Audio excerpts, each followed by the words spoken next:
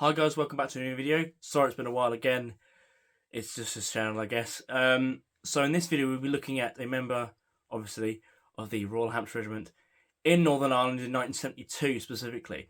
So the regiment at this time was deployed around the Crossmaglen area, etc. Bandit country basically.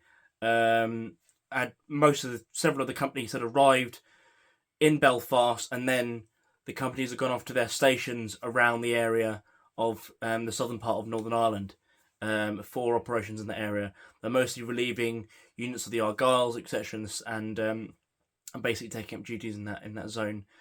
The battalion hadn't been back to Ireland for a while, so this was definitely a new sort of thing. And in the terrain they were dealing with really at the time was slightly different to what they dealt with in Belfast prior to this. So we're going to have a deep look into this. Well, I say deep look, we're going to have a look at the kit, I should say, and we'll crack on with the video. Okay, so here we have the mannequin. Some bits will be self-explanatory, obviously, but we'll go through them anyway. So the regiment, as I said, deployed in 1972, very, very late 1972, specifically in November, and obviously was there into 1973, etc. I won't go too much into that itself.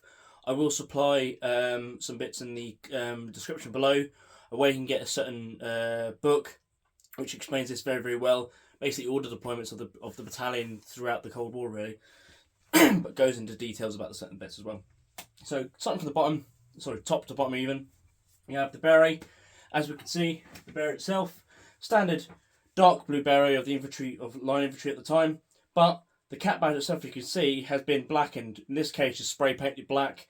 Sometimes boot polished, but mainly just painted black. Obviously to help with concealment, but also have a regimental cap badge still worn as well. But this was very much done throughout the 70s into the 80s by the battalion, and I think by some other units as well, but especially by the Hampshires anyway. This was done, so you can see there. So very, very sort of unique thing to the period, really.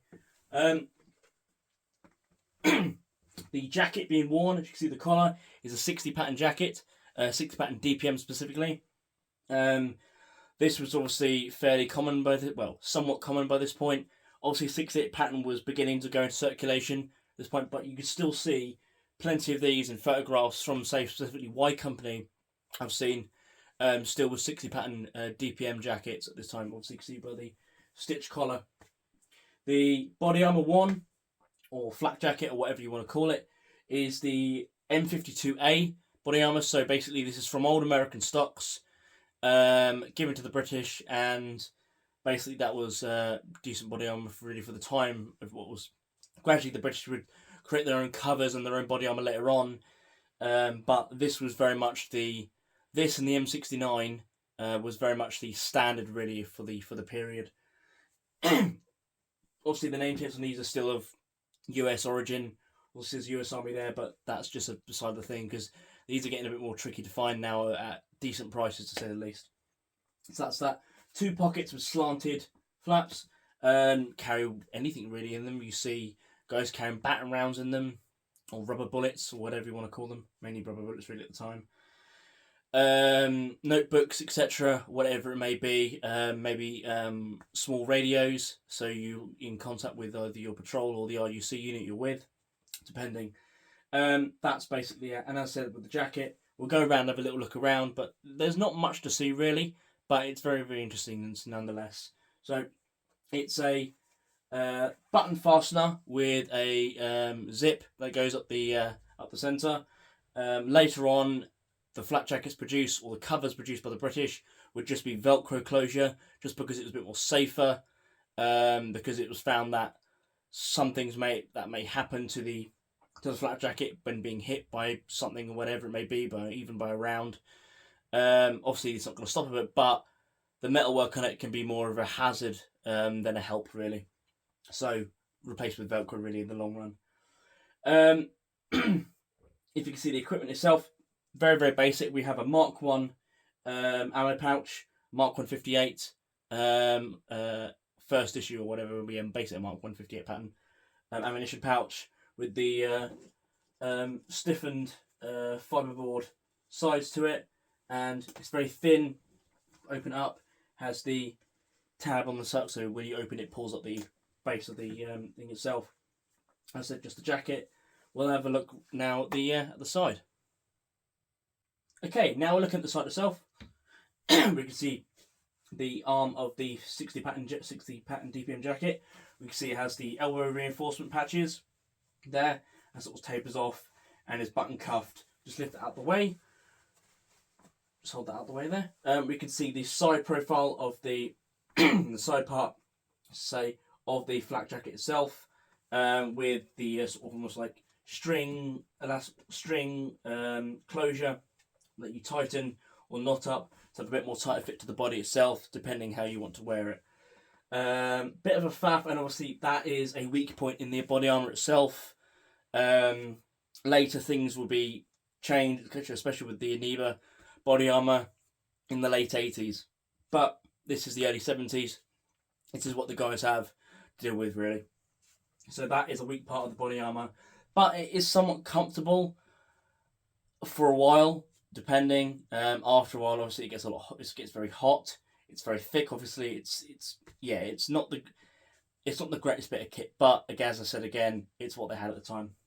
You can see here we have a first pattern water bottle pouch for the 58 pattern webbing. Obviously, when the 58 was first introduced, there was no water bottle pouch, but obviously later introduced, we have that with the twist lock mechanism, open and close. And I think in this one there should be. I think the actual bottle itself, the cup here is a black one, but I think the bottle itself is green, the early style green plastic. Yeah, and I'll quickly just turn around to the back because there's not really much else to see really. It's just a flat surface on the back, and obviously with the way the jacket's been made. But apart from that, that's really all there is to see. So there's not much point really showing the other side. I'll quickly swing it around anyway, just so you can have a look. I'll get this without falling. There we go. You see the other side, exactly the same with this side of the body armour. I'll do some close-up shots afterwards as well. And then obviously the ammo pouch with this is the one with the bayonet frog attached to the pouch itself. But obviously no bayonets being worn at this point. Mainly post late 1969 and early 70, bayonets weren't being carried because again it was more of a danger to the soldier than it was helping really. Obviously there's pictures and film of British soldiers going into Belfast with bayonets fixed, etc. But that had mainly become a non-thing to do. Post that really, as I said, it's more of a safety issue really, because if you've got a bayonet on the end of your rifle or even in your on your equipment, there's no saying that someone could just go up and grab it anyway. So it's one of those things really. So yeah, that's basically it. Under it is the earlier pattern basically of the wool shirt, buttoned up collared shirt, which was sort of became issued at the later part of the Second World War. Obviously slightly different designs, slightly different ones have come out past that, sort of into the 50s and the 60s. That's basically what he's wearing at the moment. It's more of a darker hue, sort of khaki green, rather than sort of the lighter green that the KF or Hairy Mary shirts of the late 70s, early 80s you would see going forward. But apart from that, that's basically it. I'll do some quick close shots and then we'll wrap up the video. Okay, so I'll just show you the water bottle without knocking anything over. Nothing really much to see really. You've probably seen these before, but the ammo pouch is very, very interesting to look at. Obviously, this is a first issue 58 pattern pouch. Don't know if there's any markings on the side. I think the camera can't really pick them up, I'm afraid. But yeah, the sides are stiffened with like basically fiberboard, and it's a much narrower pouch compared to the later issues. The second issue is the same width, same style of closure, but the stiffeners have been removed. But the lift up mechanism, basically when you open the pouch, if you tighten this, it helps lift up the magazines for more easy access really. That was gotten rid of because it was just seen as unnecessary really, especially when you've widened the pouch anyway. These can carry about maybe two SLR magazines, side to side, facing forwards. So yeah, and then obviously the bayonet frog there. as I said, this is still old US Army stock of the M52A. So there's the gentleman's name. I'll try and get a close picture of the, if I can get one of the label of the 60 pattern jacket, that might be good, but I think this one's a bit faded. But as far as I remember, before I put this on here ages ago, I'll get a picture of the, or some close-up shots of the label for the flak jacket anyway. Okay, we'll cut to that now. Okay, so here we have the label of the flak jacket itself. It's a large size. There's the stock number. So we have armour, body, fragmentation, protective upper torso, M52A. There's the maker, Forrester Sportswear. This one was made in 1955 in May. There's a bit more of the actual information for it. Basically saying to wear it over your shirt and under your field jacket, but both were done really at the time. You see a sort of a mixture of guys wearing it over and under their jackets. So it's really sort of wearer's preference, really.